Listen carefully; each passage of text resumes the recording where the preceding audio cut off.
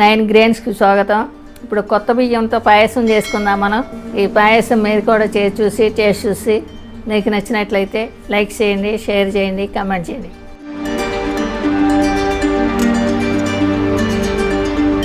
ఈ కొత్త బియ్యం అండి 2 సార్లు కడిగి తెచ్చుకున్నాను.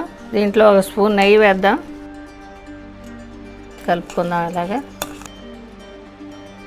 ఈ గ్లాస్తోనే బియ్యం వేసానండి. గ్లాస్తో 1 గ్లాస్ పాలు పోసుకుందాం, కాసిన పాలు. 1 గ్లాసు వాటర్ పోస్తున్నాను. ఇది పైన కుక్కర్లో పెట్టుకుందాం. 4 విజిల్స్ వచ్చే వరకు పెట్టుకుందాం. స్టవ్ మీద పాను పెట్టి బెల్లం వేసుకున్నానండి. 150 గ్రాముల బెల్లం, 1 కప్పు వాటర్ పోసుకున్నాను. ఇది కరిగే వరకు తిప్పుకుందాం. ఇది పాకం రానవసరం లేదు, కొంచెం లైట్గా కరిగితే చాలు. మొత్తం బెల్లం కరిగిపోయినాక ఒక 2 నిమిషాలు వేడి చేసుకుందాం. బెల్లం కరిగిపోయింది. ఇది తీసి పక్కన పెట్టుకుందామండి. కుక్కర్లో పెట్టుకున్న రైస్ ఇది దీంట్లో వేసేసుకుందాం. ఈ బెల్లం పాకం దీంట్లో వడగట్టుకుందామండి.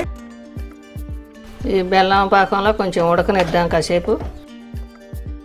టీ స్పూన్ యాలక పొడి వేసుకుందాం.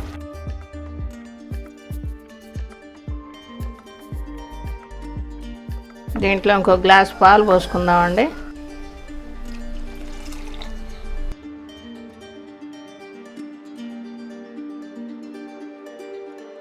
ఇది అయిపోయిందండి. పక్కన ఉంచుకుని జీడిపప్పు వేయించుకుందాం. 2 టేబుల్ స్పూన్ల నెయ్యి వేసుకుందామండి. 10 జీడిపప్పు, 4 బాదం పప్పులు, 15 కిస్మిస్.